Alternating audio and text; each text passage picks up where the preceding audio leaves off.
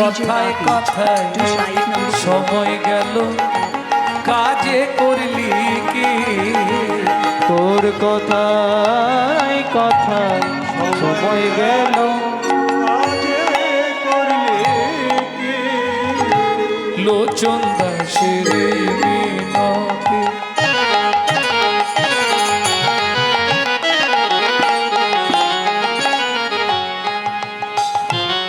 ও মায়েরা কীর্তন আপনারা বরাবর শোনেন তাই না প্রতি বছর। আর আমার মনে হয় কলকাতা থেকে মানুষ জানে দক্ষিণ 24 পরগনা ডোঙাজোড়া শিমুলতলি হরিবাসরের কথা। এ কলকাতার লোকও জানে যে ডোঙাজোড়া শিমুলতলি হরিবাসর খুব নামকরা হরিবাসর।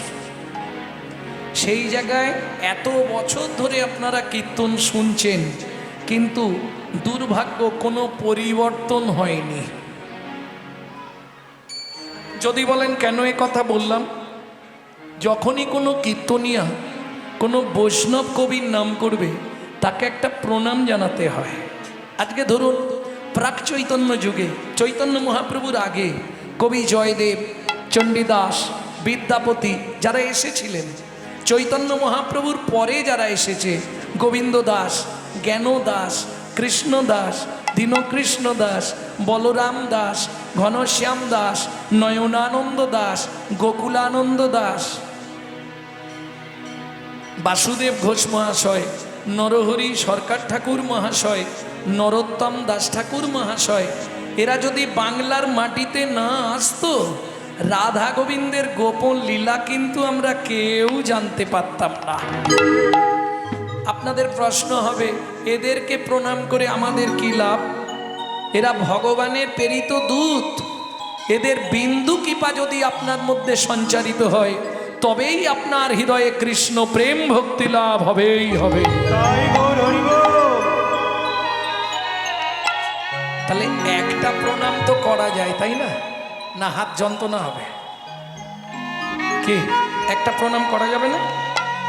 লোচন দাসের মিনতি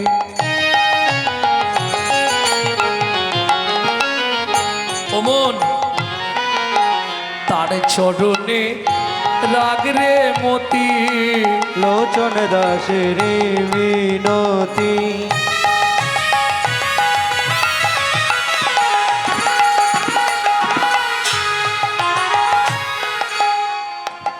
চরণে রাগরে মতি। কি হবে তো যাবার গতি,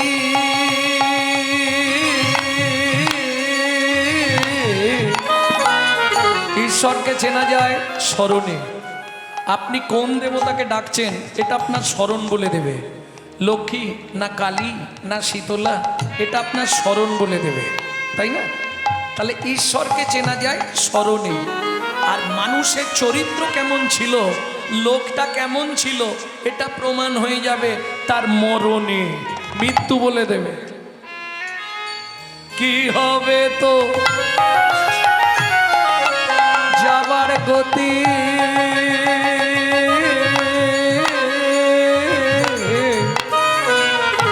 সমন এলে বলবি কি, কথায় কথায় সময় গেল কাজে করলি কি, তোর কথায় গৌর হরি হয়ে গেল কাজে করলি কি।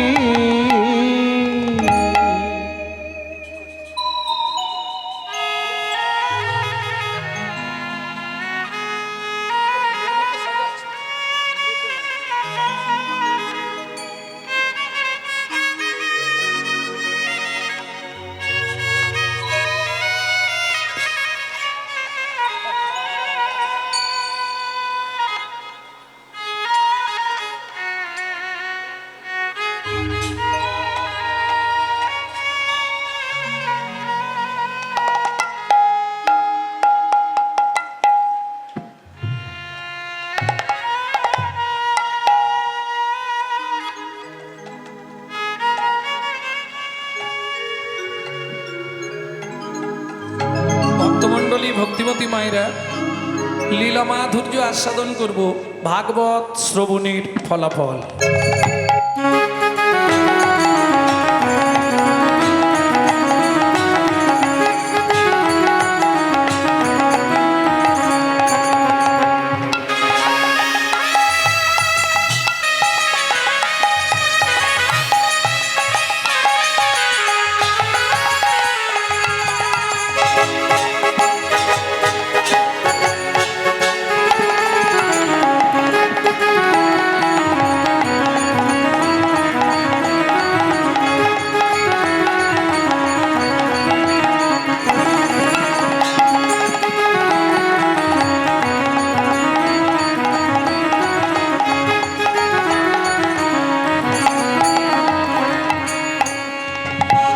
তদুচিত গৌরচন্দ্রিকা। আগে চলুন গৌরচন্দ্রিকা আস্বাদন করি, কারণ সবার প্রথম যেটা জানার দরকার সেটা জেনে নিন। কীর্তন হচ্ছে বৈষ্ণব ধর্মের সাধন সঙ্গীত। কীর্তনটা ছেলে খেলার বস্তু নয়, এটা আগে বুঝতে হবে। কীর্তন নিয়ে ছেলে খেলার জিনিস নয়। কীর্তনের নিজস্ব বাপের পরিচয় আছে। কীর্তন তার বাপের রাস্তায় হাঁটে, কারো রাস্তায় চলে না। কীর্তন হচ্ছে বৈষ্ণব ধর্মের সাধন সঙ্গীত। ইতিহাসে আমরা ছোটবেলায় মধ্যযুগ পড়েছিলাম, মধ্যযুগ। সেই মধ্যযুগের গীতিকবিরা বৈষ্ণব ধর্মের প্রেরণায় যে পদাবলী কাব্য রচনা করেছিলেন, সেই পদাবলী কাব্যের আধ্যাত্মিক ভাব আরাধনার সুরে গীত হইলে যে গান হয়, তারই নাম হলো কীর্তন। তাই গৌর হরি বল। কীর্তন সাধারণত তিন প্রকারের: নাম কীর্তন, লীলা কীর্তন, সংকীর্তন। নাম কীর্তন যেটা এক নাম হয় 16 নাম 32 অক্ষর। লীলা কীর্তনের বিভিন্ন পর্ব রয়েছে: গৌরলীলা, কৃষ্ণলীলা, রামলীলা, ভক্তলীলা। আর সংকীর্তন যেটা আমরা শুনতে বসেছি, এটা লীলা কীর্তন। আর সংকীর্তন, সংকীর্তনটা হচ্ছে মহাপ্রভু ভক্তদের নিয়ে রাস্তায় রাস্তায় গাইতেন, যেটা নগর কীর্তন বলা হয়। তাহলে বুঝে নেওয়া গেল। চলুন আমরা আস্বাদন করি গৌরচন্দ্রিকা। পরম করুণ, পরম করুণ, নানা এমন দয়াল আর হবে না। নানা এমন দয়া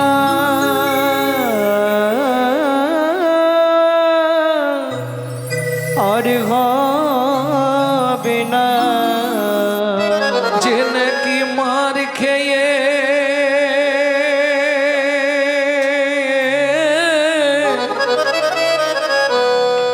প্রেম বিলাবে, যে নাকি মার খেয়ে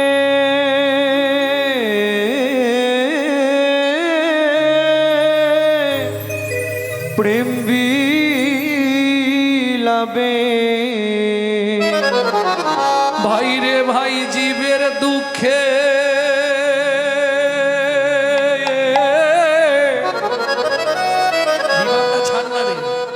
গলে যাবে। যে নাকি জীবের দুঃখে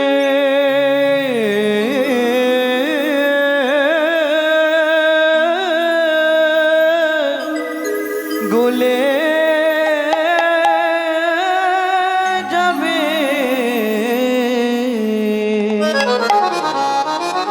পরম করুণ, পরম করুণ, ও ও ও হে হে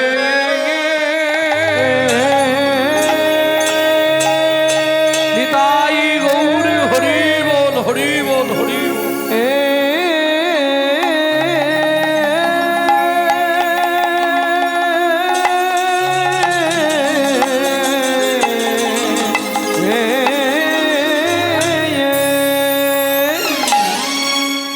ও পরম করুণ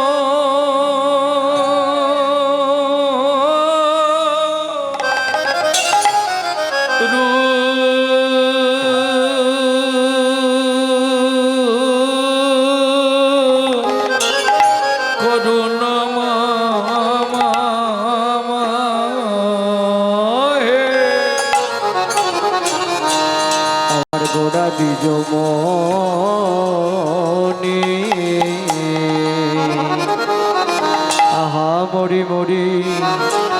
ভাবনে দেশে গোবর ভরে আমার পর ওগো পরম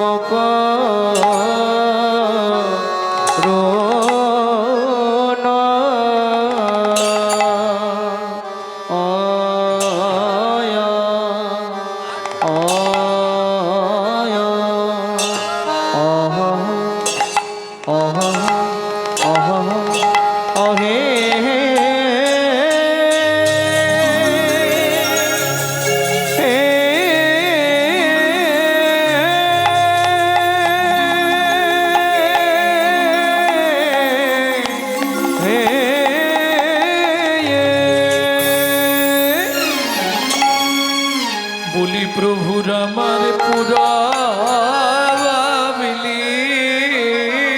লীলা পুরবলি আয়া আয়া গা আয়া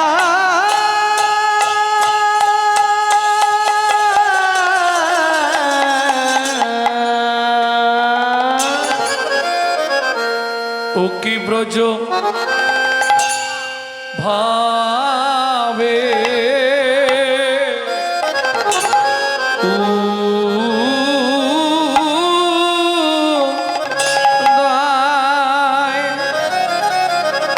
হো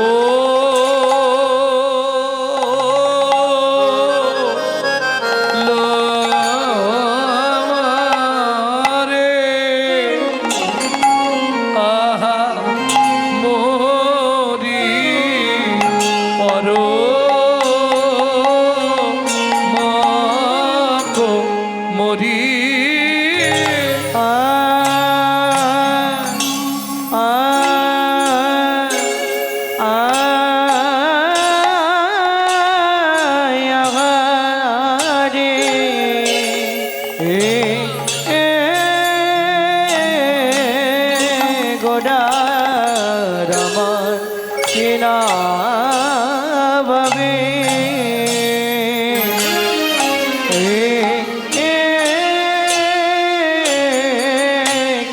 ভাবে ও দয় হলো গো আহামরি আরে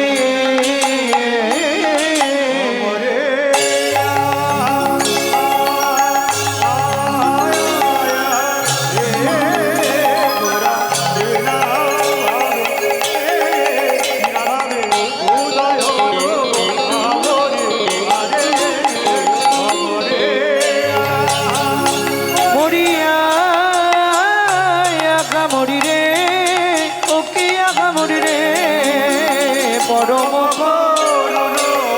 নিতাই গৌরী হরি হরি হরি বল ও কি আগামরি রে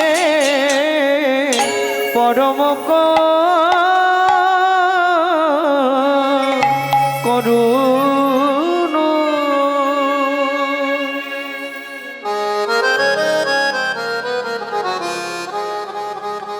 আরে ও পরম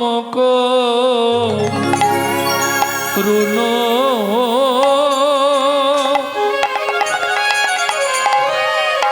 সজনী রে সজনী রে দেখ পরম পরম করুণ মোর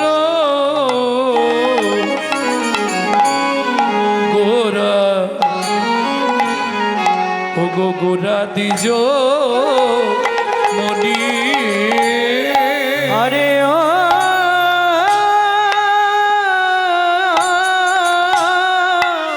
ও পরম করুণ সজনী রে পরম করুণ মোর গোরা আমার গোরা দিজ মনি আপনি সু বৈদ্য হইয়া প্রভু নিজ গুণে কৃপা করে আইলা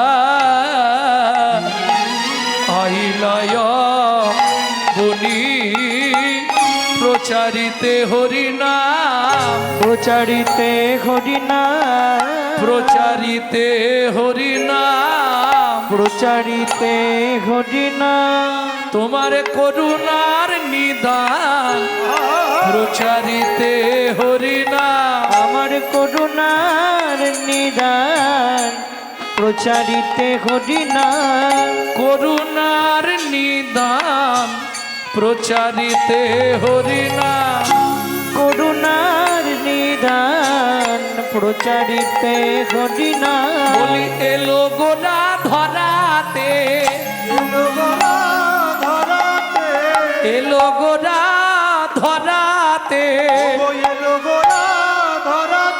ওগো ধরাতে ধরাতে এলো গোনা ধরাতে ধরাতে ধরাতে এলো গোরা ধরাতে এলো এই ধরাতে নাম ধরাতে এলো গোনা ধরাতে এই ধরাতে নামে ধরাতে এলো গোরা ধরাতে করুণার নিদান করুণার নিদান জীবের জানিয়া নিদান জীবের জানিয়া নিদান এলো গৌর ভগবান জানিয়া নিদান এলো গৌর ভগবান জানিয়া নিদান ওগো এলো গৌর ভগবান জানিয়া নিদান ওগো এলো গৌর ভগবান জানিয়া নিদান তোমরা যে জানিতে পারো গো যে জানিতে পারো গো যে জানিতে পারো গো যে জানিতে পারো গো যে জানিতে পারো গো যে জানিতে পারো যে জানিতে পারো গো যে জানিতে পারো গো যে জানিতে পারো গো যে জানিতে পারো যে জানিতে পারো গো আমার শ্রী চৈতন্যের প্রেমের হাতে যে জানিতে পারো গো শ্রী চৈতন্যের প্রেমের হাতে যে জানিতে পারো গো যে জানিতে পারো গো যে জানিতে পারো গো যে জানিতে পারো গো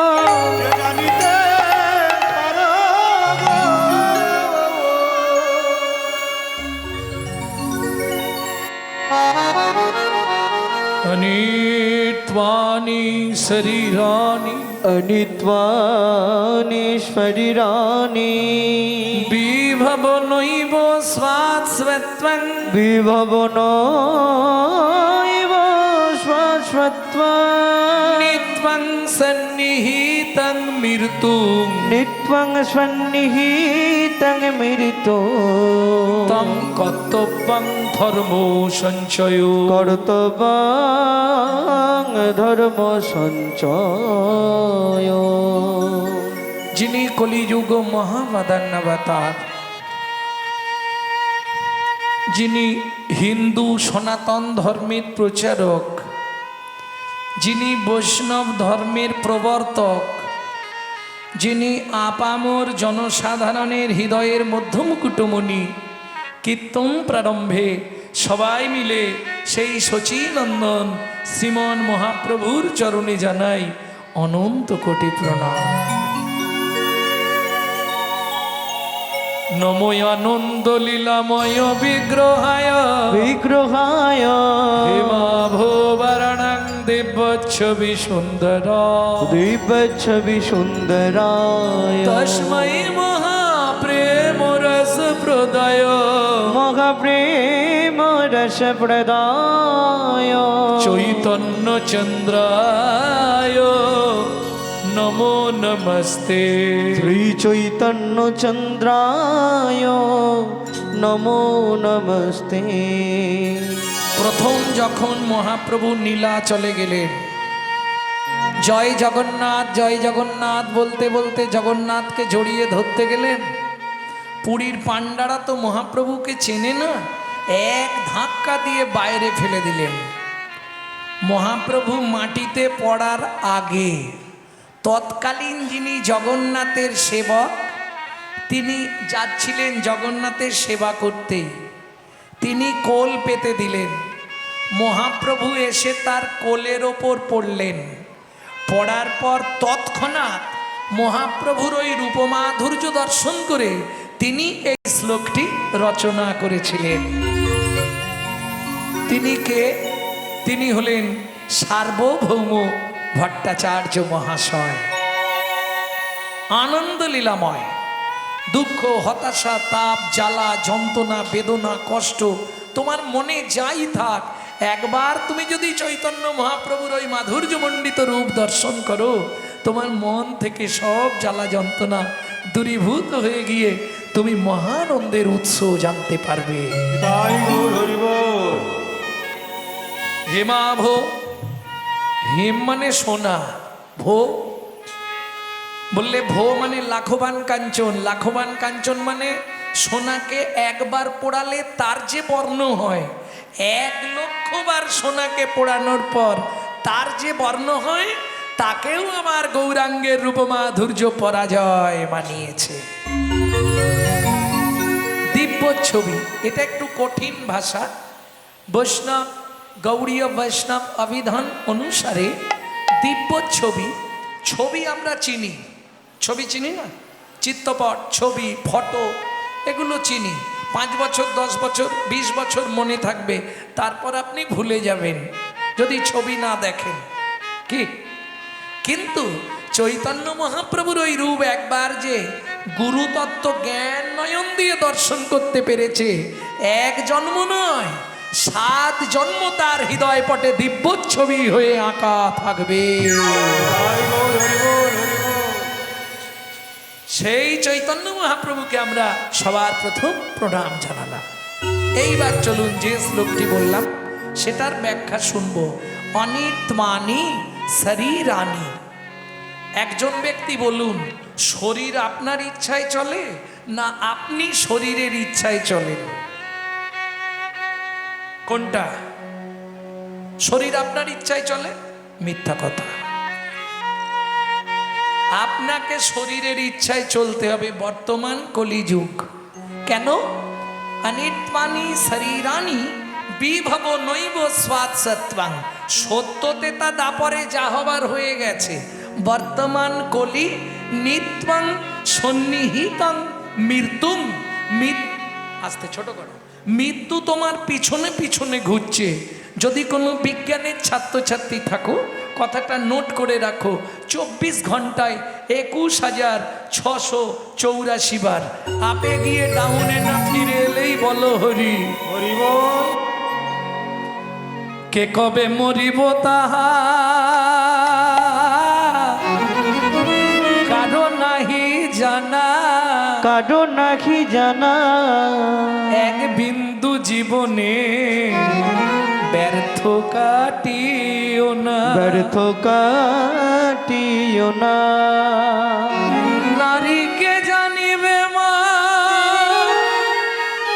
ঐশ্বর্যকে মাটি, ঐশ্বর্যকে মাটি। সদা সত্য উচ্চারিবে বাহির ভিতর খাটি, ও বাহির ভিতর খাটি। তাহলে নিত্যং সন্নিহিতং মৃত্যুং। মৃত্যু কিন্তু পিছনে ঘুরছে, এটা মাথায় রাখতে হবে তোমাকে। কে কখন যাব বলতে পারবো? কে অফিস থেকে ফিরে কই গো 1 গ্লাস জল আনো, যে জল আনতে আনতে হরি বল। তাহলে মৃত্যু পিছনে ঘুরছে, সময় পেলেই উল্টে দেবে। নিত্যং সন্নিহিতং মৃত্যুং। তোমার কর্তব্য কি না? তমূর্তং কর্তব্যং ধর্ম সঞ্চয়।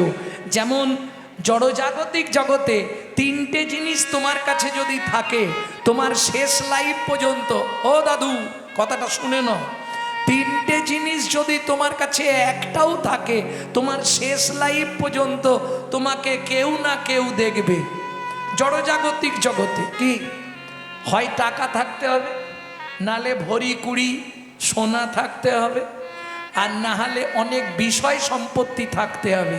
ও যে জীবনে ভাত দেয় না, সেই ছেলে বউমাই ভাত দেবে। বাবা খাবে না শুন। আর কিছু যদি না থাকে, এই বুড়ো খাবি আয়।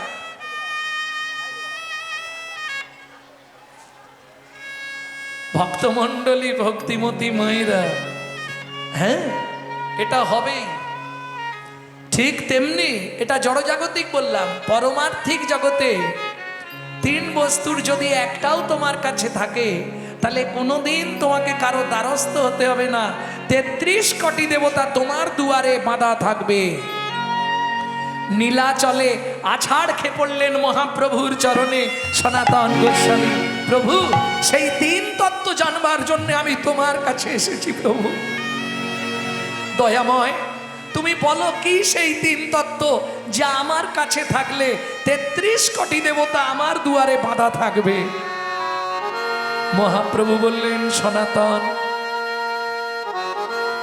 তোমাকে যে পরশমণি দিয়েছিল সেই পরশমণিটা কোথায়? ওটা হলেই তো তোমার লাইফ কেটে যেত। পরশমণি মানে বোঝেন তো, যার পরশ লাগলেই লোহা সোনা হয়ে যায়। সনাতন গোস্বামী যখন বৃন্দাবনে এলো, সাকর মল্লিক থেকে সনাতন ওই বৃন্দাবনে যমুনায় গর্ত খুলে আর পরশমণিটা পুঁতে দিল। কেন? পরশমণি কাছে থাকলে ওইদিকে লোভ থাকবে, সাধন ভজন হবে না, দরকার নেই। যমুনায় মাটি খুলে পুঁতে দিল। তুলল কবে? কবে তুলল পরশমণিটা? কাশীতে জীবন গোসাই নামে এক গোসাই, বারাণসী, বাবা বিশ্বনাথের চরণে হত্যা দিল। তার 7টা মেয়ে, বিয়ে দিতে পারছে না অর্থের অভাবে।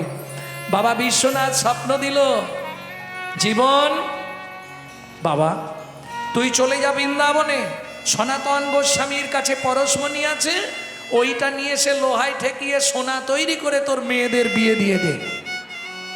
চলুন, জীবন গোসাই ওই কাশীর বিশ্বনাথকে প্রণাম করে চলে এলেন বৃন্দাবনে। ঘুরে ঘুরে খুঁজে খুঁজে খুঁজে খুঁজে পাতার পর্ণকুটির যমুনার ধারে সনাতন গোস্বামী ভজনে রত, সাষ্টাঙ্গে দণ্ডবত দিয়েছে। কে বাবা?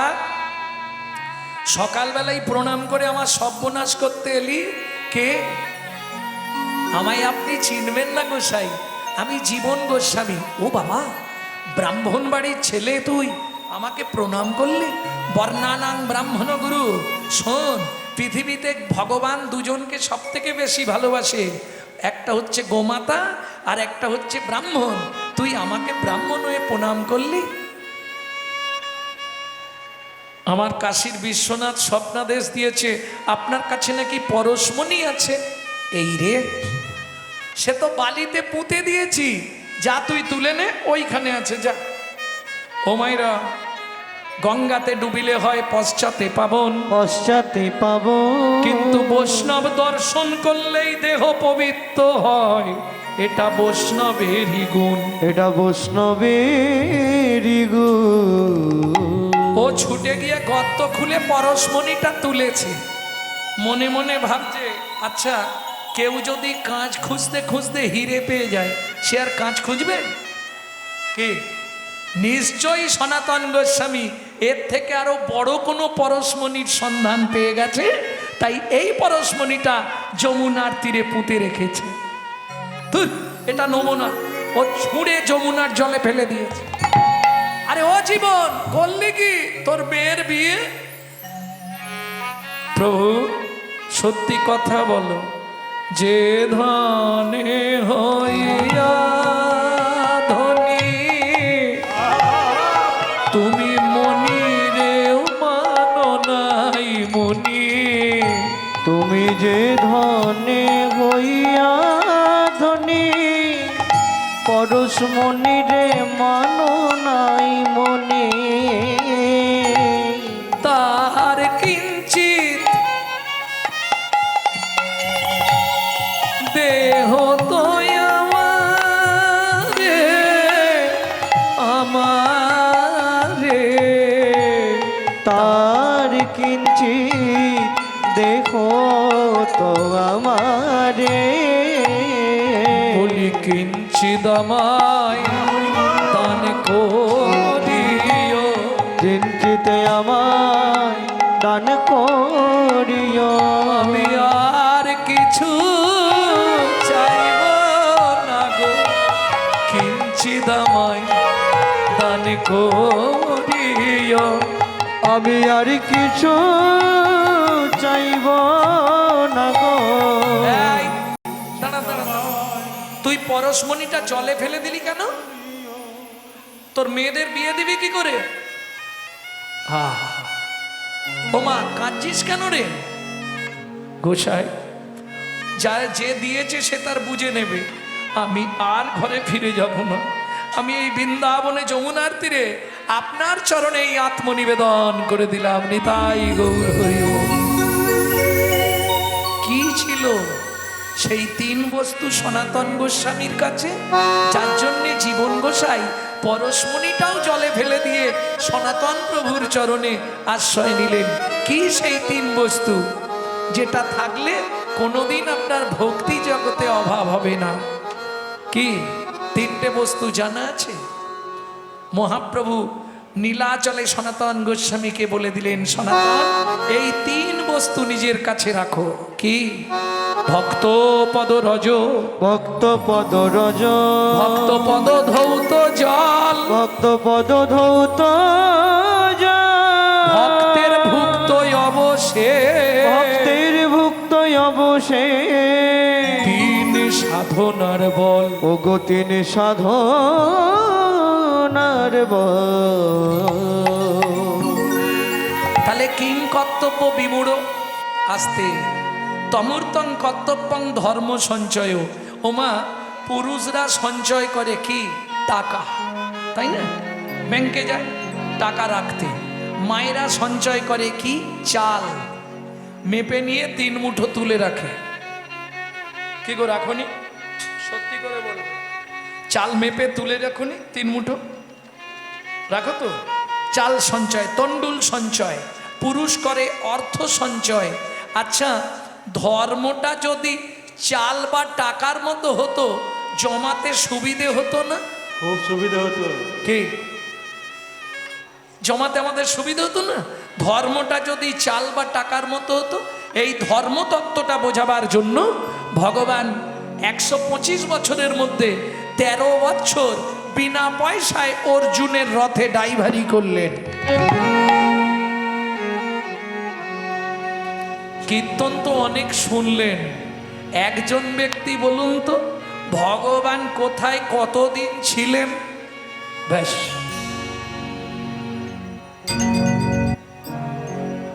এরা কি সোনার পাটি জানো? ওই যে গল্প গাইছে, ওই জন্য রাগ হচ্ছে আমার। এরা কি সোনার পাটি শুনবে? এক পলকে একটু দেখা, আরো একটু বেশি হলে ক্ষতি কি? এই দেখো হাসি এসে গেছে মুখে, দেখেছো? অত সোজা জিনিস নয়। শোনো, গৌর গোবিন্দ লীলা এমন একটা লীলা, তুমি যদি বুঝতে না পারো তাতেও লাভ।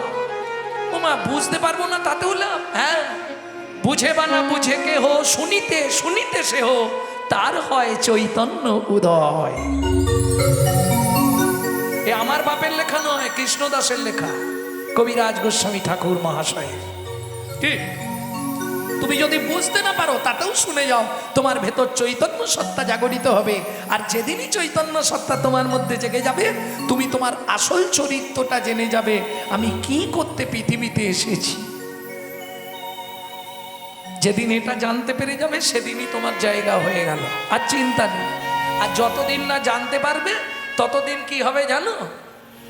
পুনরপি জননং পুনরপি মরণং, পুনরপি জননং পুনরপি মননং, পুনরপি জননং পুনরপি মরণং, পুনরপি জননং পুনরপি মরণং, পুন পুন জঠরে জননী শয়নম, পুন পুন জননী জঠরে শয়নম, পুন পুন জননী জঠরে শয়নম, পুন পুন জননী জঠরে শয়নম, পুনরপি জননং পুনরপি মরণং। পুনরপি জননং পুনরপি মননং। বাঁচতে কেউ আসেনি, জীব মরতে এলো মানে মরতে এলো, মরতে এলো মরতে এলো মরতে এলো মরতে এলো মরতে।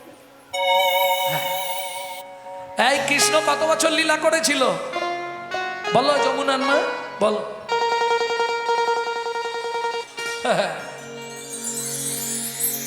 তাহলে কি হিন্দুত্ব থাকবে? অন্যান্য প্রজা, অন্যান্য ধর্মে তারা ধর্ম নিয়ে সচেতন। আমরা হিন্দু হলে কি হবে, আমাদের ধর্ম নিয়ে কোনো সচেতনতা নেই। যদি থাকতো, আসতে যদি থাকতো, তাহলে হিন্দু ধর্মের এত অবক্ষয় হতো বাবা। বাবু, সব ধর্মের আদিতে আমাদের ধর্ম, 700 সনাতন ধর্ম। যখন থেকে পৃথিবী সৃষ্টি তখন থেকে আমাদের ধর্ম সৃষ্টি। সেই ধর্মটা আজকে সব ধর্মের পিছনে পড়ে গেল কেন? তোমাকে যদি প্রশ্ন করি তুমি কাদের গো, আমি হিন্দু, বলো তো হিন্দু কাকে বলে? ব্যাস। শোনো, শাস্ত্র বলছে তোমার মধ্যে যদি 4টে গুণ থাকে বর্তমান, তবে নিজেকে দাবি করবে আমি হিন্দু প্রধান। কি কি 4টে গুণ? হিত, ন্যায়, দয়া, উপকার। হিত, ন্যায়, দয়া, উপকার। 4টের প্রথম অক্ষর নিয়ে নাও, বানান দাঁড়াবে হিন্দু। এইবার বুকে হাত রেখে ভাবো সকাল থেকে কি হিত করি, নিজেরটা বুঝি আর কারো বুঝি? ন্যায়, আমি সত্যি কি ন্যায়ের পথে চলি? হায় হায় হায়। দয়া, কাকে দয়া করি? দুর্গাপুজোর সময় শালিকে কাপড় কিনে দিই, ওটা কি দয়া করা? ও তো কুটুম্বিতে করা। কি গো? উপকার, কার উপকারে লাগবো? হ্যাঁ, নিজের পাড়ার ভাইকে যদি রাস্তায় ফেলে মারে, গেলে কিছু বলতে হবে, তার থেকে অন্য রাস্তা দিয়ে ঘুরে বাড়ি পালিয়েছ। এই তো হিন্দুত্ব, তাই না? এরপরে নিজেকে ভাবো কি করে যে আমি হিন্দু? একটু বোঝো। একাদশং ব্রজ তস্মং দ্বাদশং মথুরাপুরী ত্রয়োদশং পাণ্ডব রথাং 89 তারকারাজনম। 11 বছরে ভগবান শ্রীকৃষ্ণ ব্রজের ব্রজলীলা শেষ। 12 বছর ছিলেন মথুরায়, 13 বছর ছিলেন অর্জুনের রথে ড্রাইভার, আর 89 বছর ছিলেন দ্বারকার রাজা। এই 13 বছর ধরে ধর্মতত্ত্বটা, এটা একটু নামাত, ধর্মতত্ত্বটা জানাবার জন্যে ভগবান বারবার জিজ্ঞেস করলেন। যেদিন 13 বছর পূর্ণ, অর্জুন ধর্মতত্ত্বটা বুঝেছো? বলে হাই যা সখা, একটু বলে যাও। আর সময় নেই, একটু বলে যাও। হবে না, যা বলার বলে দিয়েছি, আর হবে না। এখন দেখবেন মা কোথাও বেরোচ্ছে, ছেলে বায়না করে, ও মা যাবো, যাবো না। যাবো কি আসবো, তোকে যেতে হবে না। ও মা যাবো। তখন মা কি করে? ধুম ধুম করে 2-4টে পিঠে দিয়ে দেবে, কি দিয়ে হাতটা ধরে গিট গিট করে টেনে নিয়ে যাবে, চল। কি করে না?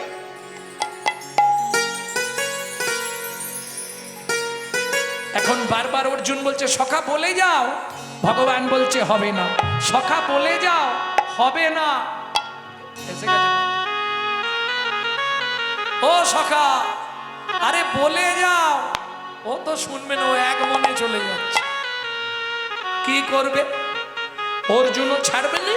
তখন কৃষ্ণ মুখটা ঘুরিয়ে বললেন, অর্জুন যাহাই প্রশ্ন তাহাই উত্তর। এবার বুঝে না, ওই যে আগেরটা বললাম, জীব মরতে এলো মরতে এলো মরতে এলো, এটাও একই উত্তর। আগে ধর্ম রে, পরে ধর্ম রে, ধর্ম রে পরে ধর্ম রে, ধর্ম রে, ধর্ম রে, ধর্ম রে, ধর্ম রে, ধর্ম রে, ধর্ম রে। ধর্ম রে। ও গোসাই, হ্যাঁ?